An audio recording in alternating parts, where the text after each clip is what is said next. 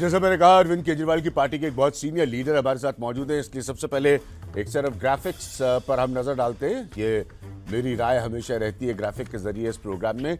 अरविंद केजरीवाल की ताकत क्या है? पहली ताकत मेरे हिसाब से पहली बार कोई क्षेत्रीय दल अपने राज्य के बाहर सरकार बना पाया है। ये बड़ी बात है, ये छोटी बात नहीं है। मैं बरसों से भारतीय राजनीति को देख रहा हूं। दूसरी बात है, 2019 लोकसभा चुनाव के कमजोर पड़ जाने के बाद जबरदस्त पंजाब में वापसी हुई है। ये पॉइंट बहुत इंपॉर्टेंट है समझने के लिए राजनीतिक तौर पर अरविंद केजरीवाल को लेकर।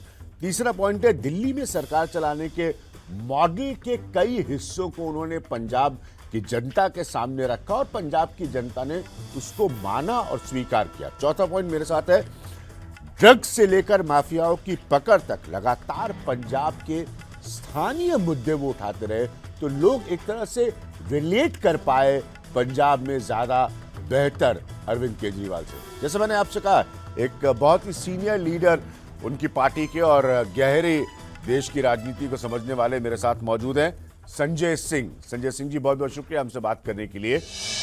जब हम नेशनल पॉलिटिक्स की बात करते हैं, क्योंकि लोग एक तरह से हताश हो रहे हैं, निराश हो रहे हैं कि ये क्या हो रहा है कांग्रेस के भीतर, कांग्रेस के बारे में बहुत कुछ लिखा जा रहा है। सब लोग आपस में ये कहते हैं कि अरे भाई क्या करें, कोई है नहीं सामने। तो जब ये सवाल आपसे पूछा जाता है तो क्या जवाब देते हैं आप कि ऑप्शन क्या है बीजेपी के सामने? जो कमियां आज मौजूदा भारतीय जनता पार्टी की सरकार में है, अगर कांग्रेस इसकी जगह पे आ गई तो वो शायद ईमानदार और अच्छा विकल्प इस देश के लिए नहीं होगा, ये लोग मानते हैं। लीडरशिप की बात, अगर नरेंद्र मोदी के सामने लोग राहुल गांधी को कंपेयर करते हैं तो लोग ये मानते हैं कि नरेंद्र मोदी के सामने राहुल गांधी कोई लड़ाई नहीं लड़ पाएंगे, राहुल गांधी कोई अच्छा विकल्प नहीं हो सकते, राहुल गांधी कोई राष्ट्रीय स्तर पे स्वीकार नहीं किए जा सकते। तीसरी बात, क्या कांग्रेस के अंदर वास्तव में चुनाव जीतने की कोई इच्छा शक्ति है? क्या वास्तव में उनके पास कोई देश के लिए विजन, कोई एक अच्छा विकल्प है? उसका भी जवाब ना के रूप में मिलता है। क्या वास्तव में कांग्रेस भारतीय जनता पार्टी से संसद या सड़क पर लड़ते हुए दिखती है? जवाब मिलता है नहीं। अब सवाल आता है कि अरविंद केजरीवाल और आम आदमी पार्टी को लोग क्यों चुने?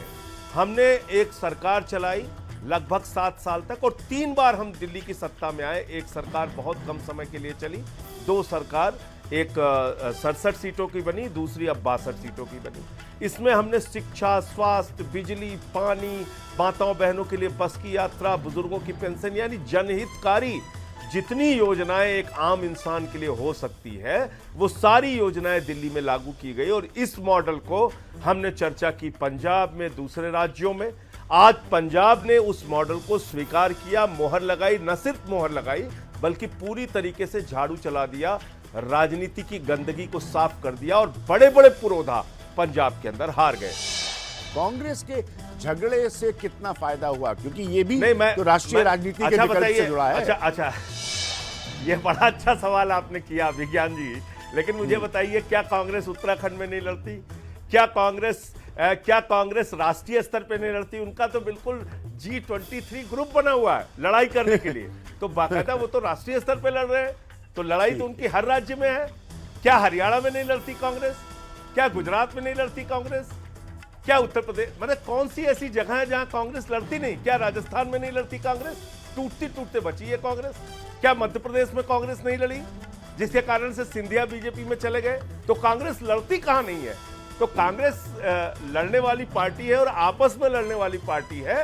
ये तो स्थापित हो चुका है, प्रचारित हो चुका है, इसमें मुझे नहीं लगता कोई नई बात है। हाँ, ये जरूर मैं कहूंगा कि जो पंजाब की जनता ने बड़े उम्मीदों के साथ कांग्रेस को जिताया था, उससे लोग निराश हुए हैं।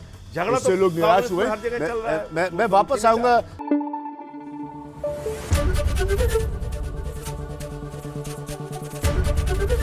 एबीपी न्यूज आपको रखे आगे।